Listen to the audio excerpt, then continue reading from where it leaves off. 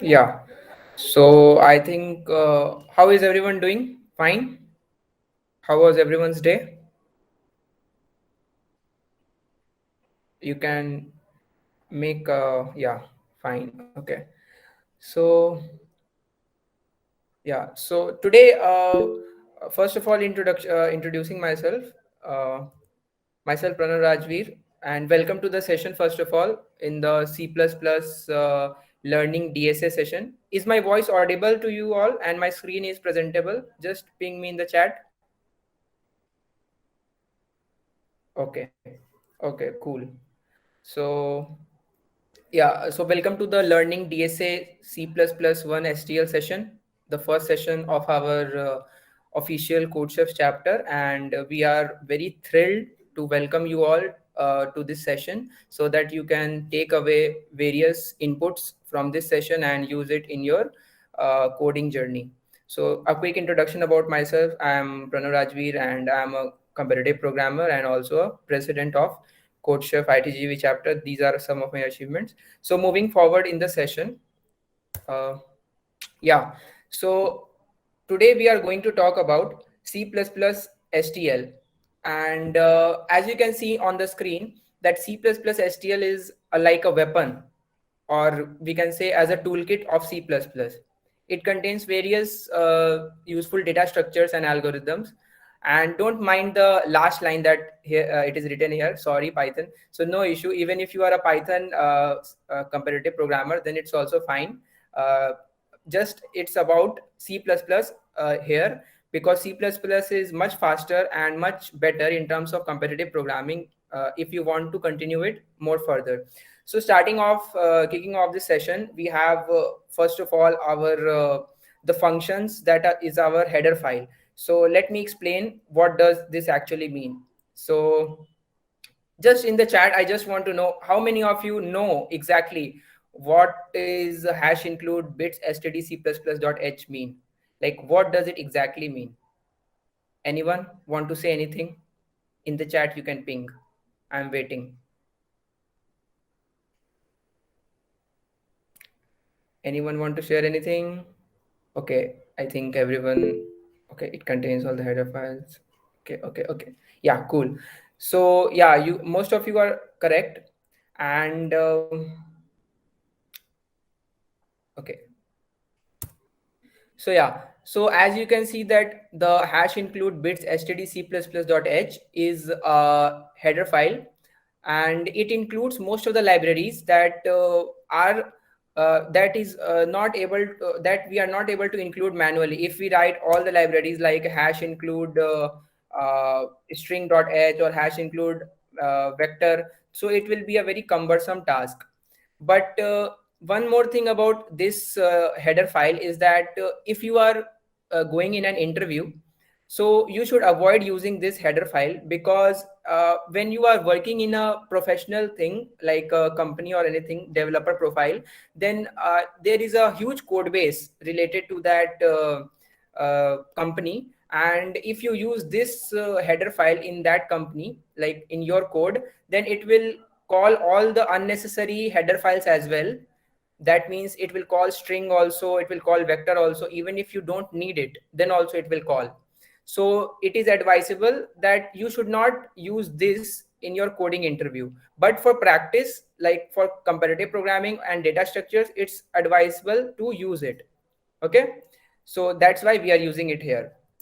Now I hope everyone's know must be clear about what is hash include bits std c++.h.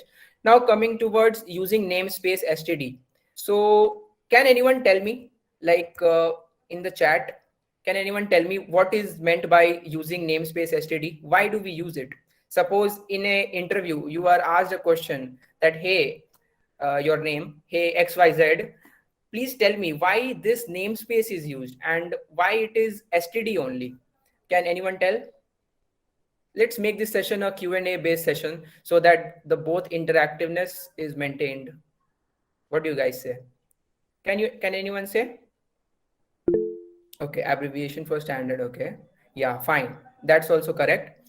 So basically I want to say here is that this basically means that you are including all the files that are currently in std. Okay, that means your standard input and output. Okay, so if I do, suppose int val equal to 10, and then I see out val. So if I see out val, then what will it give? Let me check if it all commented or not. Hmm. So if I do see out val, what it will give? Obviously it will give 10. Okay, because we are using a std named namespace. Okay, we are using a namespace which is default as std. What if we comment out this line? If we comment out this line, then what should be the output? Like in the chat, anyone? If we comment out the using namespace std, what should be the output of this line? Can anyone tell? Error. Okay, fine, cool. Yes. Okay, you are very correct. This will be error. And when I do the std, then what should be the output? It should be 10, because even if we don't use here as a header file, like using, if we use std here, then also it's correct. The correctness will be proved here only. So now moving forward, like let me give one more example. Suppose I have created a uh, another namespace. Another namespace, suppose Pranav. Okay, another namespace I have created, and I have done int val equal to 10, and here val equal to 50. Okay, and my namespace is already created. So what should be the value here? What should be the printed value? That like I have created different namespace as well, and here also, in this is in the namespace std, and this is in the namespace Pranav. So what should be the input? 10. Okay, let's see. Ankush, who was it? Ankush. Okay, so let's see. No, Ankush, the value 50 will be printed here. Why? You must be thinking why. See, Ankush, this is namespace Pranav. Okay, so this is my namespace created by me, but you are doing the cout in the namespace std here. So that's why you will print 50, not 10. Okay, so now suppose we comment down this line. Suppose we comment down this line. So let's see what happens. I think, yeah, this should throw an error because we have not used normal namespace. And suppose if we use this, then let's see what happens. Then also we get 50, because we will we will be using standard input here as well. Although we have commented down this line, then also we will be using this thing. So it's very beneficial, this thing, that if you have created multiple namespaces as well, then also the normal output will be printed. So I hope you must have got this concept nicely. Yeah.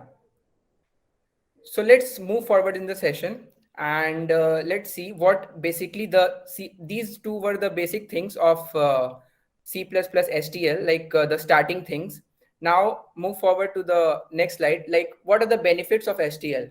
So you can see in the first line what's written, that using STL you can write shorter code that runs faster.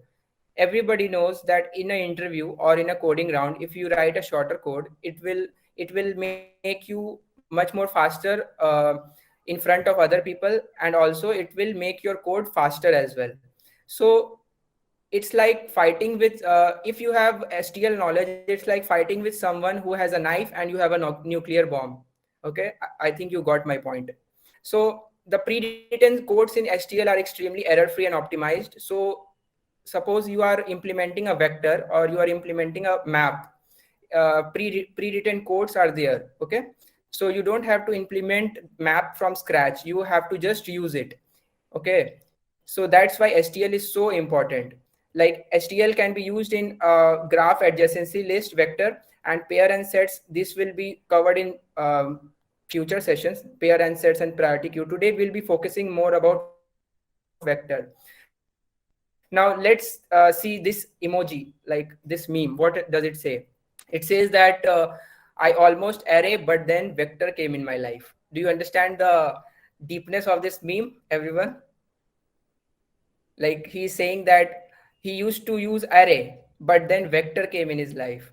Then he stopped using array. Although array is very good when you have small amount of data to store. But if your size of the data is not known and you want to maximize, or you want to take a random value, like random array type thing, so you have to use a vector. Otherwise, if you try to resize the array, you can't do it. It's a limitation of array, so you can't resize an array. So I hope you got this meme, everyone.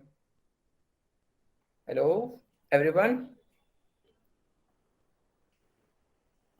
Hmm. Yeah. So now let's move forward. Let's explain to you what is basically STL. Okay. What does basically STL mean? So STL classification is like it's three classified, like sequence containers and associative containers and derived containers. So sequence containers today we are going to talk about specifically vector. We are not going to talk about DQ or list because we use it very rarely. Although we use it, but we use it very rarely, and we also use it in future topics, not in the basics. In the basics we use vector. So today we are going to talk about vector. These are the containers, and this is the STL classification. So now moving towards vector. First of all, you guys should understand what is the basic difference between a vector and like here advantages of vector over an array. So basically, a vector is a template class, and like it is only present in C++ and not present in C language, whereas array is present in C language. Although it has pointers, and you must be knowing that array stores the uh, elements in the stack memory, while the vector stores in the heap memory. So the memory is dynamically allocated in the vector, and in the array, the elements are not dynamically allocated. So the stack space is get filled in array, not in vector. Okay, that's why vector also has advantage over array. Now the second point is that like I told you, that dynamic arrays and interface, whereas arrays can be implemented as statically or dynamically. Dynamically also you can implement an array like a pointer array or something like that. And the main point which fascinates me is that the size of array is fixed, and the size of vectors are resizable. Okay, so we can resize a vector, but we cannot resize an array. We can create new array, but we cannot resize it. So these are the best advantages of vector over an array. So I hope you guys must have got it, that what are the advantages of vector over an array. If you guys have any doubts or questions, then you can ask regarding this. If any doubts, any questions, otherwise we'll move forward in the session. Okay. So yeah. So let's see something about the vectors. Okay. So as I told you before, that vector is a dynamic sized array. Number of elements can be increased or decreased. In Java, same behavior is shown by array list. Although we are not going to discuss anything related to Java today, we are going to discuss everything related to C++. But a vector is similar to as array list, and these are the operations, or these are the initializations that we do in a vector. So let me show you something. Yeah. So yeah, as you can see here in the code, we have different methods of initialization. We have different methods of initialization in vector. Here I've used int as data type.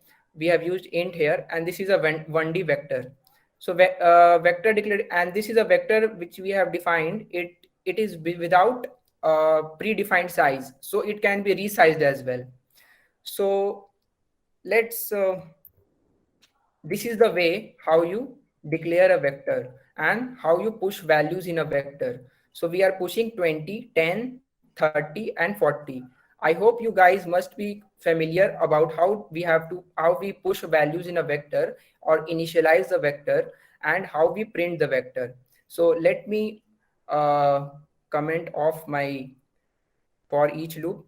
I think you guys must be knowing what does this mean. This is a for each loop.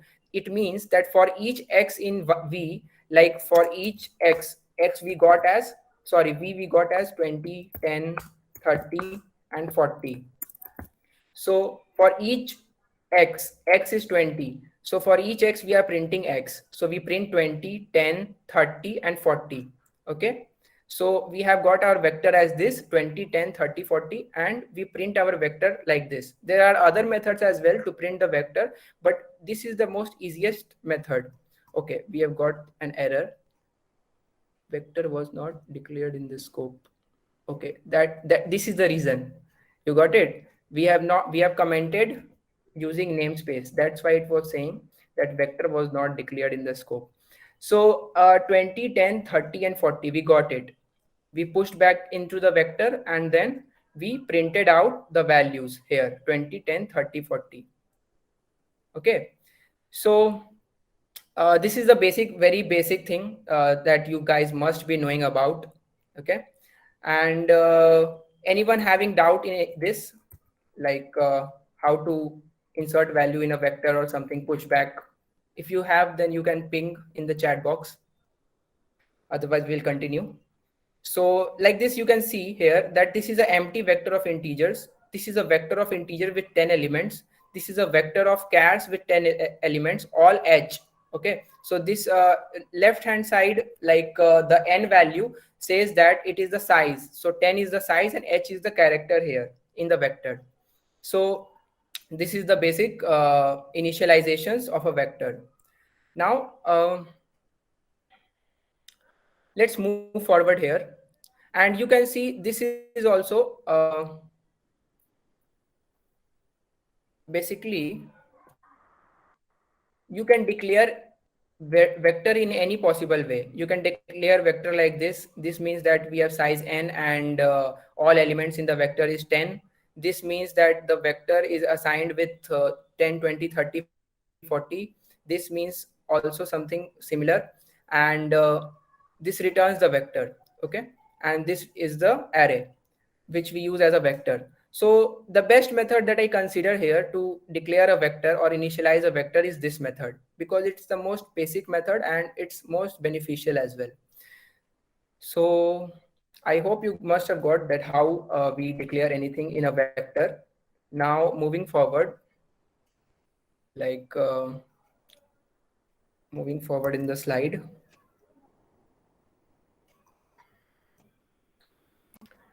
Yeah, so let's discuss some operations that we should perform on a vector. So this is, you can see that this is a 1D vector. And if we want to sort, this vector, suppose if we want to sort this vector, okay, so 20, 10, 30, 40, this is a sort function which is built in HTL function. Okay, so we do v dot begin comma v dot end. So if we want to sort, what will come out? 10, 20, 30, 40. We had initially pushed 20, 10, 30, 40, but we got 10, 20, 30, 40. Okay, so this is the sorting, like normal sorting.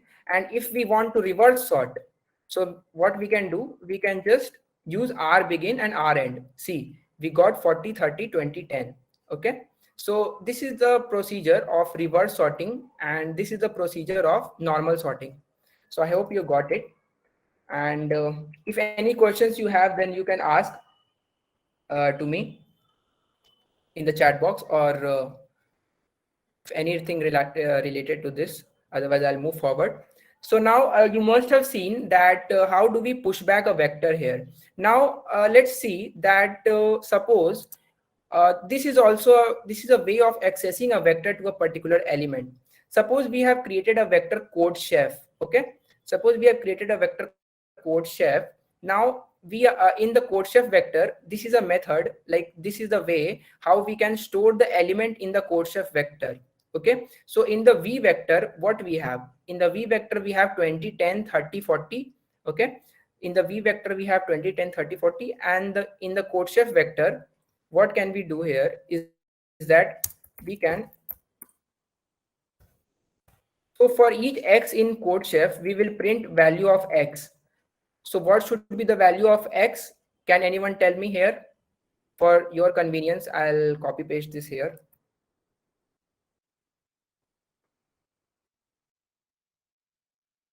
So, yeah. So, can anyone tell what will be the output of this whole thing in the chat? Can anyone tell? Anyone? You want to see the code again? See this.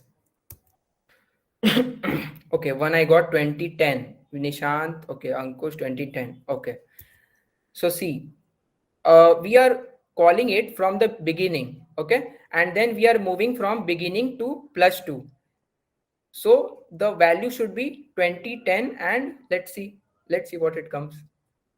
Yeah. So Nishant and Ankush, you got it right. Like we had a 20 and 10 because we will like we have four elements here and we are in the code chef vector. What we are doing is that we are pushing from the beginning to the +2 element.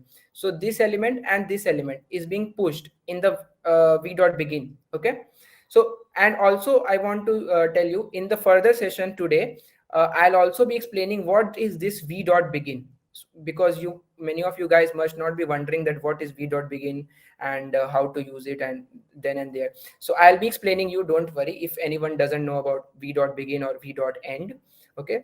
So yeah, so I think this also is clear how to means how to insert some elements in a particular new vector, how to insert some elements. Now moving forward, like let's see some let's see some uh, just a second, let's comment this. Okay, so this is the vector, and let's see some useful functions on a vector. Okay, so useful functions on a vector like v dot back function. What does this function do? So basically this function this function just returns the backward value of your vector. So what is the backward value according to this? The value should be 40. So let's see if we get 40 or not. Yeah, we got 40.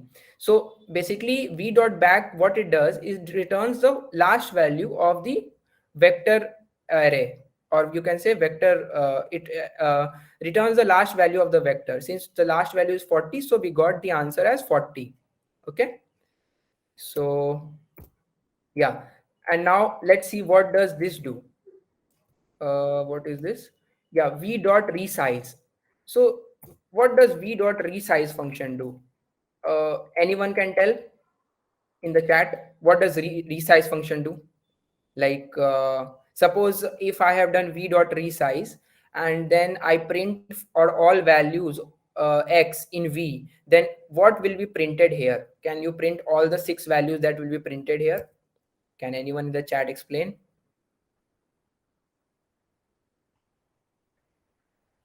What will be the six values that will be printed?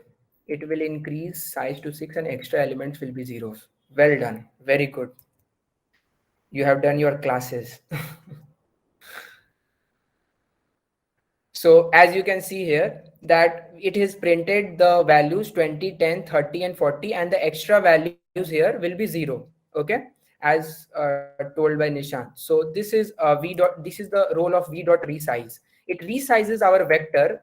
Our given vector has had size 4 only. Okay, but it resized our given vector to 6. Okay, and we got our per element, although the last two elements are 0, but we got our uh, we can resize the vector. Okay, so now moving towards our next function is that v dot pop back. So what does v dot pop back do? Suppose if I am pop backing, like I have elements like 20, 30, 10, 30, 40. So if I do v dot pop back and then I print the array, so what should I get? Like let's see, let's experiment. Okay, so we did pop back. So what happened is that the element that is in the last 40 got popped back, and for each v, we printed the value 20, 10, and 30. So it basically means that it will pop back the element that is at the last. Okay, or you can let's see what happens here. Yeah, so it will return a null, yeah, as expected, because it pops back all the values that has been printed, that has been stored here. Okay, it pops back all the values. So I hope you got it as well, that how v dot pop back works. It just pop backs all the value that has been stored in the vector, and if you use it in a loop, it will pop back one by one. Now let's see what v dot size does. So let's check out the size of our vector. Yeah, as expected, the size of our vector is 4. I hope everyone is getting what is being taught here and it's not overwhelming. Is everyone fine with this? Yeah, okay, good. So the v dot size vector, what it does is that it prints the size of the array. Sorry, size of a vector. So this is very basic, not a very huge issue. And let's see what does this do. V dot clear. So v dot clear, what it does is that it clears the array, and it uses a time complexity of, as you can see, it clears all the array in it clears all the elements in O of n time. And the size finds the size of a vector in constant time, and it clear happens in linear time. So this happens clear in the linear time because we are traversing the array, and means clearing all the elements, like that it happens. So let's see what happens here. Yeah, so it cleared all the elements. So that's why it passed, and means no output is generated, because it cleared all the elements here. So these are the very basic things that are there in C++. And this is also a method to print first element in the vector. So as you can see that we have a vector 20, 10, 30, 40. So it prints the first element, which is 20. Okay. So this is a very easy method to print a first element in the vector. Now, I hope everyone got clear what are these operations in a vector, and how do we use it. There are more operations on vectors, and you will get to know about it gradually. But these are the most important operations that can be performed in a vector. And if you search on the internet about vectors, you will get much more operations there. So now moving forward, we discussed already about the advantages of vector over an array. Okay. Now we'll discuss about the importance of vector. Okay. So let's jump into here now. And one more thing, this is the way of creating a 2D vector. I think I missed this part. So this is the way of creating a 2D vector. Like if you are creating a 2D vector, you have to create like this. You have to pass in like a vector int, and then you have to create a vector. Like this is a normal way to create, initialize, and then you can print the value like here. So what it will print, let's see. Yeah, so it prints 1, 2, 3, 2, 3, 4, 4, 5, 6, as we have mentioned it in here. So this is a very basic way to how to deal with a 2D vector. We run a nested loop, and then we print our array vector. So now moving forward here, we have it as like these points, these important points. What are these important points? So like when you are using arrays, you must declare how many elements you need, while in vector you don't need, as we already seen in previous examples, that we don't need to declare like how many values we need in a particular vector. We can resize it as well. And vectors have some useful functions that can be extremely useful in some problems, like back, erase, size, and others. And to be more accurate, we can use vector to directly access any element in sequence, like adding and removing. So yeah, there are some more points, and there is a catch as well, that if you are using an array, okay, an array works faster than a vector, and you should use it. this statement is very important. Okay, array works faster than a vector, but in which case? In the case where you have initialized the size of the array and the size of the array is considerably small, like I can say that the size of the array is 100 or something like that. If you are dealing with limited elements, then array you should create and it will work very nicely and fastly, because it will create less amount of stack space in your memory. Okay, you guys must not be that much comfortable, I think so, in stack or heap memory in understanding, but you will get to know in future sessions that we are going to take about the stack and heap, how it works and why array takes stack memory, something like that. So array will be faster when we take smaller array size. Okay, so yeah, so we discussed these useful operations on the vector before. Now let's jump in and do our one problem. What do you guys say? Let's jump in and do one problem of ours. Yeah. So let's jump in and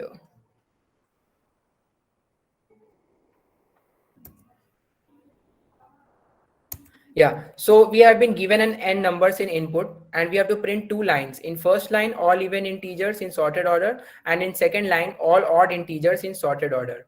Okay, so this question can be solved using a vector, using two vectors, which stores the elements in the form of odd and even. Okay, means the elements will be stored in the form of odd and even, and the work will be done by two vectors. So I have pre-written the code here, as you can see. So basically my input says like something like 2 1 4 5 3 and 8. Okay, so if I run the code, what I will get? Okay, redeclaration of, okay, I think I have to comment cool.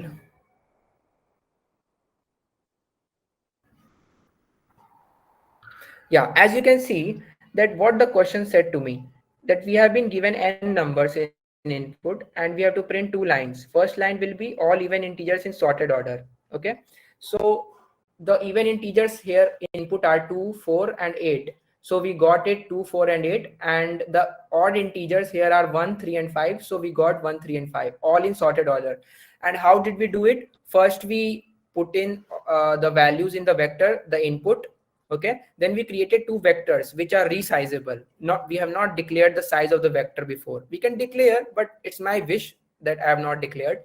So now what we can do is that we can traverse the vector here. We can traverse the vector and then we will just check for the value, for each value, that it is even or odd. If it is odd, we are pushing back into the odd vector.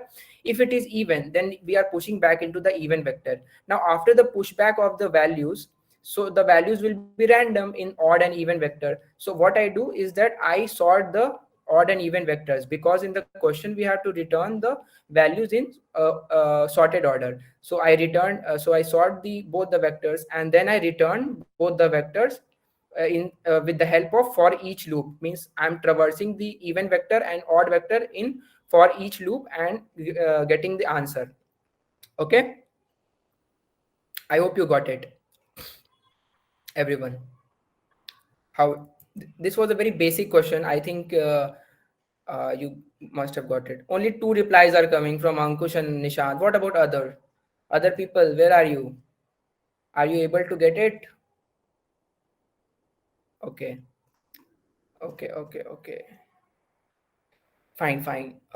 So yeah, so this is the importance of vector. Like this question can be done from different technique also, but vector is the most easiest technique that we can use here in this problem.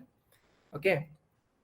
So now moving forward, we have as sort. So the sorting function that we can use, that inbuilt sorting function in STL is sort function, which is O of n log n, like I have showed you before. Like let me first comment this.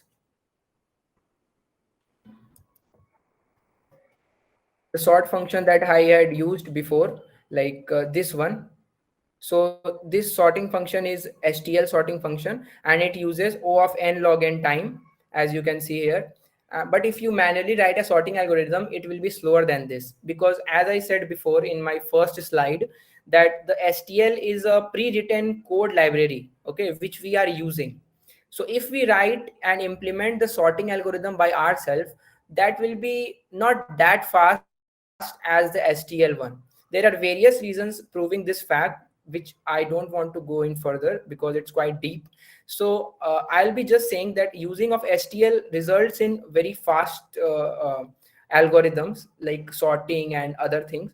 So in usage, what is the usage? Like if we have an array, then we will sort the array like this. If we have a vector, then we sort it like this, and if we have a string, we can sort it like this. As I told you previously also, that begin and end are called iterators. I told you that I'll explain what is begin and end. So begin is basically an iterator that is pointing to the let me tell you from there. So suppose we have like this. Mm,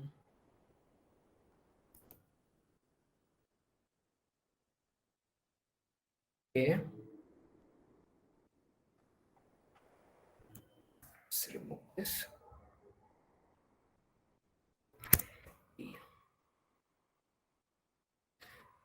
So 20, 10, 30, 40. So what is begin? Begin as an iterator which is at position 20, which is at the starting position of a vector. That is begin. Okay, that is a begin iterator. And end iterator is not at the last position. This is a biggest mistake that is committed by newbies. End iterator means that it is an iterator which is after the last element. Okay, you must be thinking that why after the last element.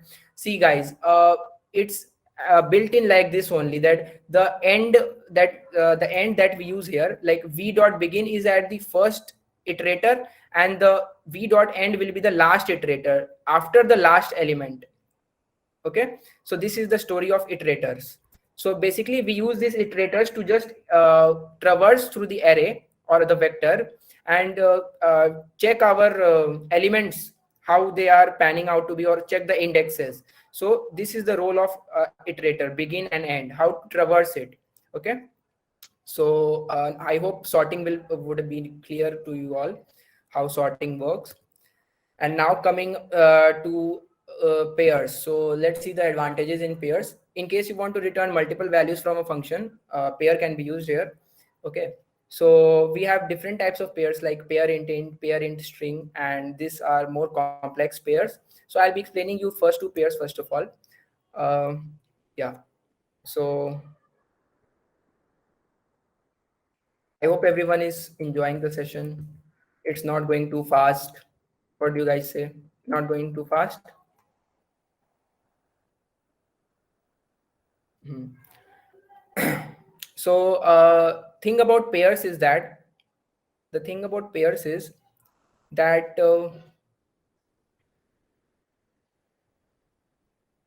yeah. So we have got here our pair. So we have created a pair. So what does a pair do? Basically, suppose if you have a x and y coordinates and you want to store it. Okay, in few questions you will be given as x and y coordinate. So if you want to store it, you can store it in a pair in a form of two, x and y. Okay, and various other applications are there for pairs, which we are not going to go in deep here.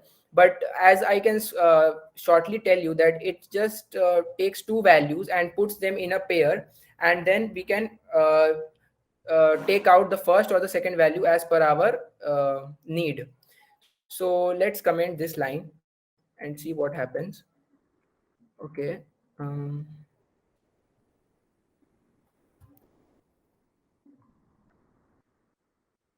So we have 6 and 3. Now we have outputted the values p dot first and p dot second. So the first value is 6 and the second value is 3. As you can see here, the output 6 and 3. Okay. So one more way is there to initialize a pair, is that this way. We can make pairs and then we can initialize, and then the output will be come out to be same, 6 and 3. Okay. So this is the case for the pairs which have integer as both values, x value and y value both. Okay, now coming to the string integers, sorry, Yeah, int and string pairs. So same for this as well. Like we can make a pair of string and int, and we can make it like hello and 3. So if you want to print the first and second value, hello and 3 will be printed here. And if we just want to print the first value, hello will be printed here. Okay, I hope you got my point that how pairs work here. That pairs are generally used in geometry problems.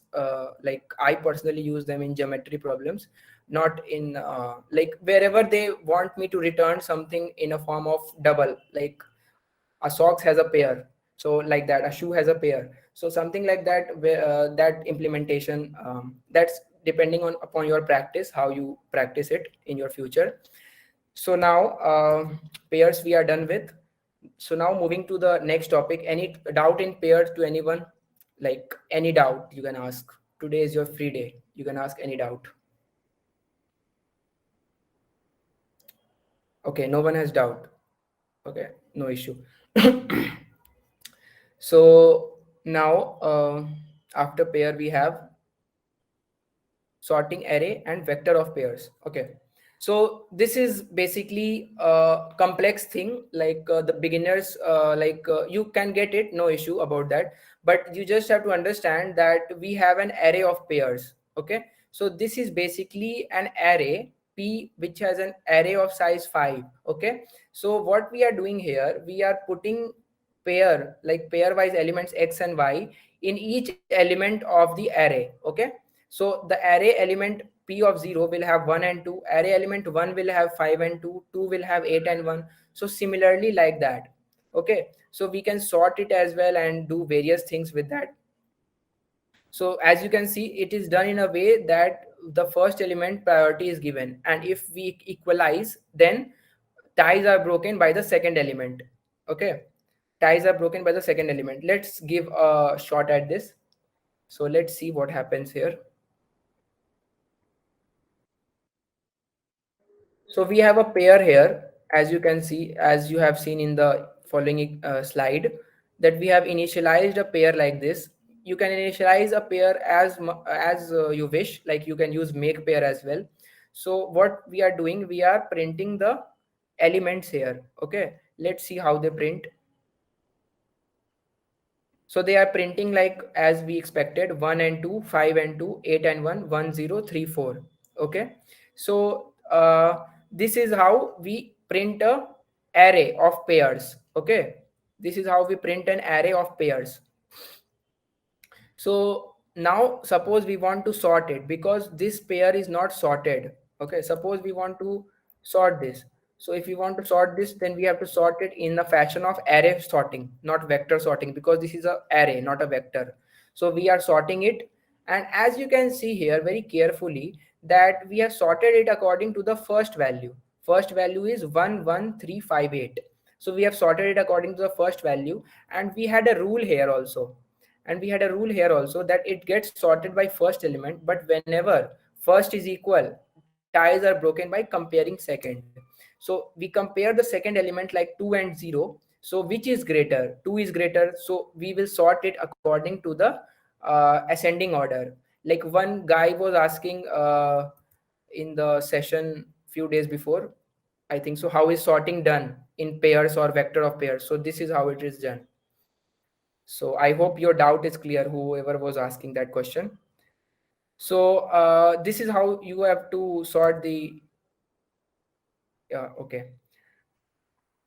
So this is how you have to sort the pair in form of first element, given priority to the first element. And if the first element gets equal, then you have to tie it off from the second element. Okay. So this is all about the array of pairs. Okay. I think you must have got it. That we use it like I told you that I generally don't use array of pairs. I generally use vector of pairs because vector is more flexible while solving few problems. Array creates a lot of stack memory, like stack space is occupied by array. So I avoid using array of pairs. I use vector of pairs. So this is the vector of pairs.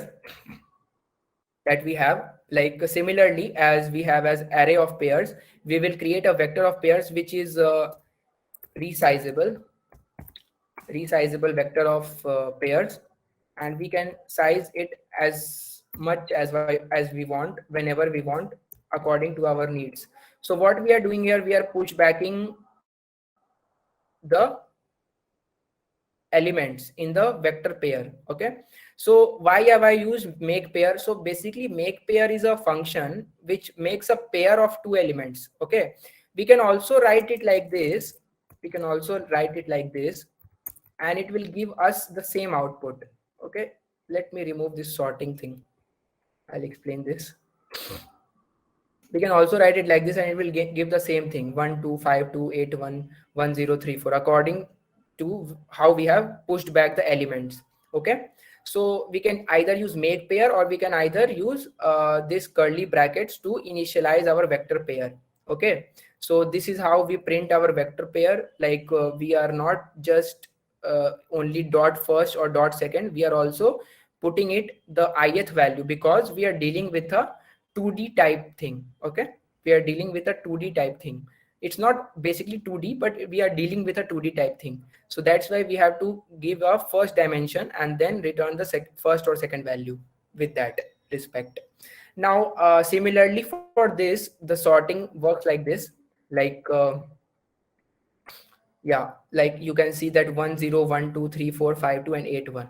So similarly for this as well, the sorting works same almost.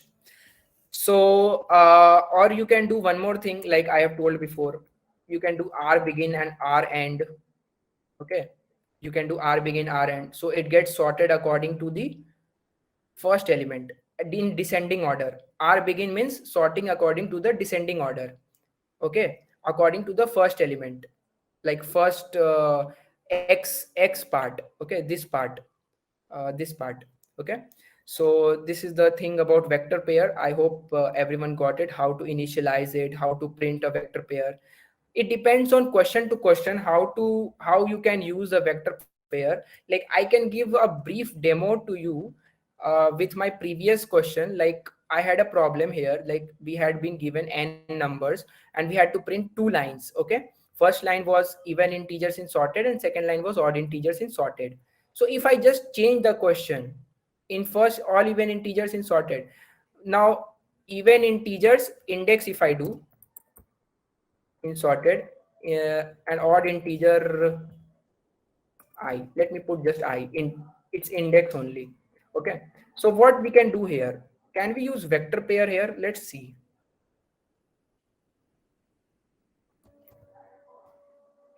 Can we use vector pair here, like pair, and just store the index like that? So okay, v of I, and then we can just push back. uh, okay, so we don't have to use vector pair here, I think so.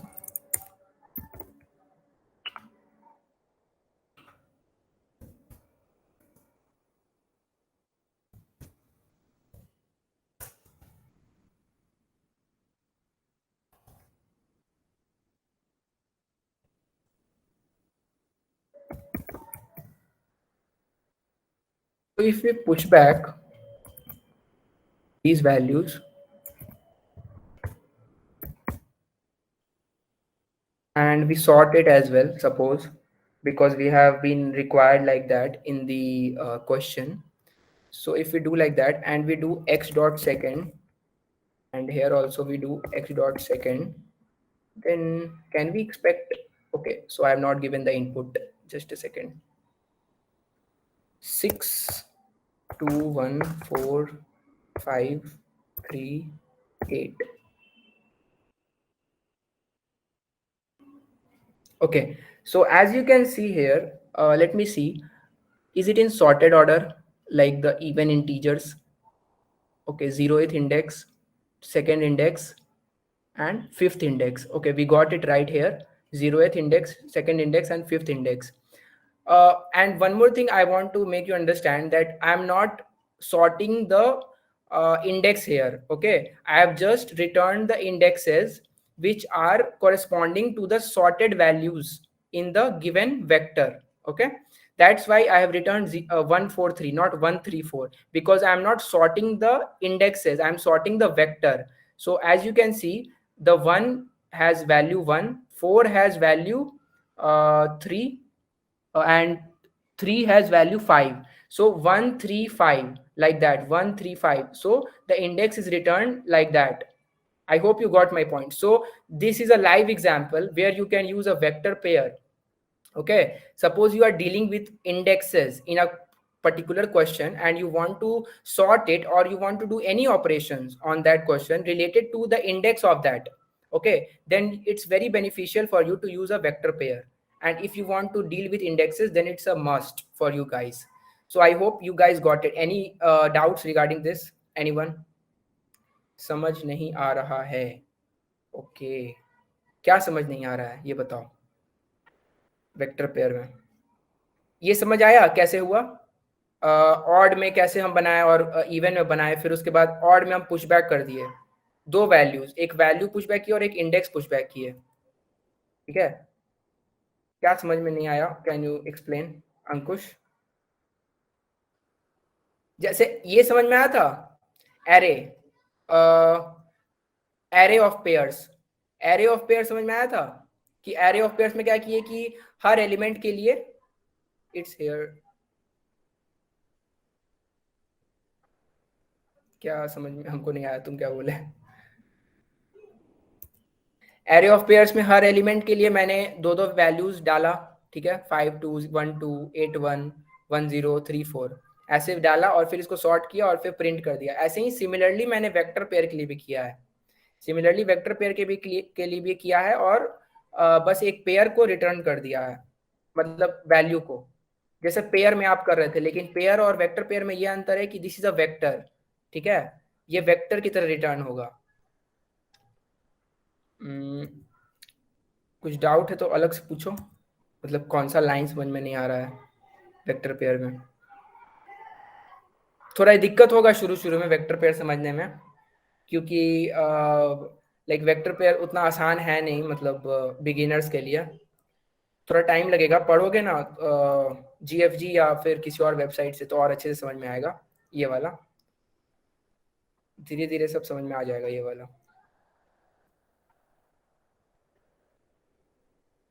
हाँ Ankush, you can unmute. Ankush,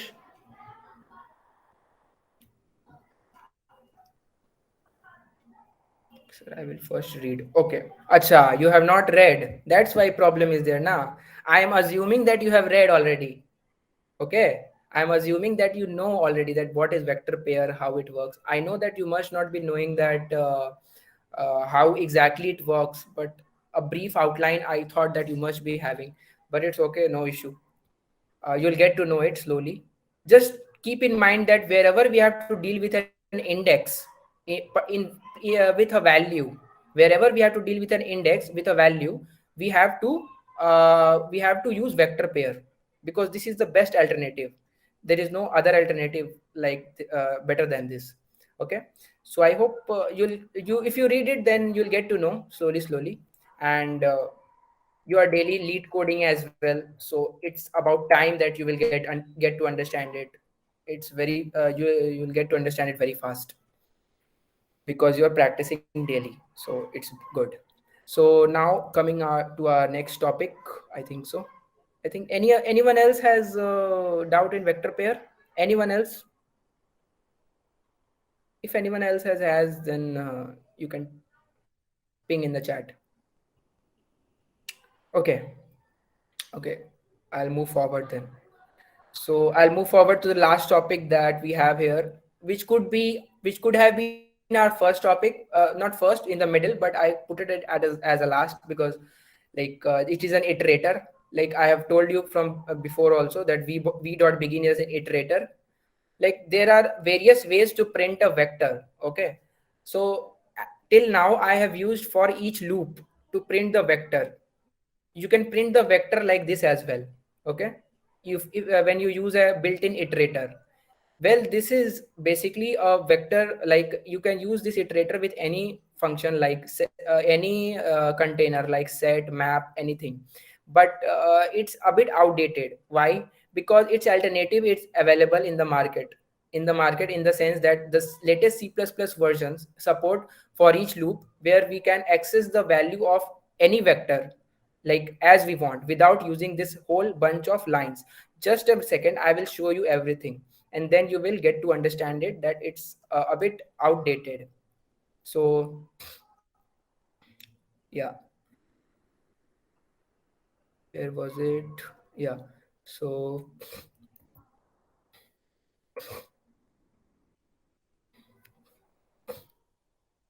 suppose we have a vector here. Okay, we have put it in like our before 20, 10, 30, 40, and then we have a vector int iterator. Okay, you must be you some of you might not be able to understand it, but I'll try to explain as much as I can. This is called the scope resolution. Okay, this is called scope resolution. This is used so that whatever is present in the vector can be accessed through this. So this is an iterator that we have discussed here. This is an iterator, like v dot begin and v dot end are an iterator. So we are going to this is user defined, like you can say it's as a data type, you can't say, but it's, let's just say it as an iterator. So we are declaring an iterator as im iterator. We can declare it as x, y, anything, but I chose to declare it as im iterator. Okay, so we just have to run a loop from v dot begin iterator, like we just have to run a loop from v dot begin till v dot end. Okay, our vector contains elements 20, 10, 30, 40. Our vector contains elements 20, 10, 30, 40. 20, 10, 30, 40. So we are running it from 20 to 40. You must be thinking that v dot end is outside 40, as I said before. No issue about that. Even if v dot end is outside 40, like this side, not on the last element, then also we are going till the last element only. We are not going to increase our boundation. So we are till v dot end, matlab, it will not reach v dot end. Till then, what I am doing, I am printing the pointer. This is a pointer. Okay, I am printing the im iterator pointer. Okay, this pointer, what it does, it returns the value. It returns the value, like, okay, let me comment. So so 20, 10, 30, 40, and this iterator, like pointer, this returns the value 20, 10, 30, 40. Okay, 20, 10, 30, 40 is returned. Like we used to do this with the help of such an easy where was it, for each, where is it, okay, let me write it only. Like we used to, in previous examples, we used to do it like this. Such an easy method, isn't it? Used to do it like this, and let's comment it out. So we used to do it like this and we used to get the same answer. Okay, but we used to do it like this, and we will continue doing it like this only. This method, which this method is a bit outdated, like in the iterator form, but it is useful sometimes in some questions. But I generally prefer this method to printing an array, printing a vector, rather than this iterator method. Okay, so there are two methods, this one and this one. So this basically uses a pointer. Okay, and my pointer points to the first element in the array till I reach the out of the array, foundation of the array. As I told you before, that v dot end is the not the last element, it's outside the last element. Okay, so it will point to that and it will print the desired result. Anyone having any doubt in this like iterator, you can ask, like you can ask anything, like if you have any doubts, how it works and anything, like you are free today.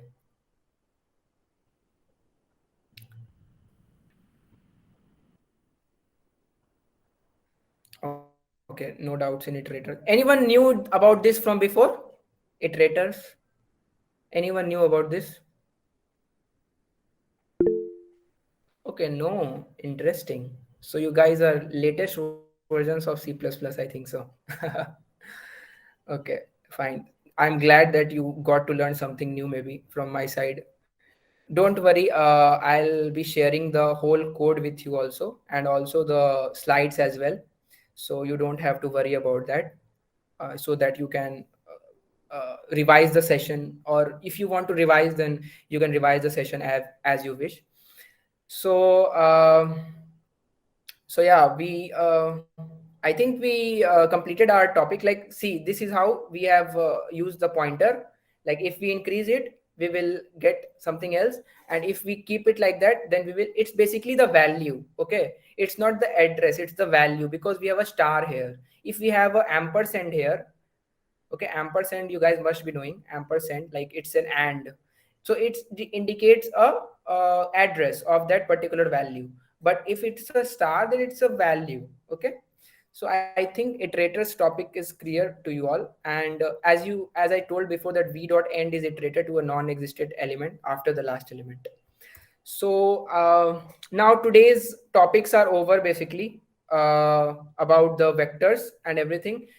Next day you will get to learn about set, because today it's not practically possible to explain all the containers in one class, like STL containers. I hope everyone enjoyed this class very much, and I would expect everyone to give a feedback from your side. And how did you like the session? Like, what was the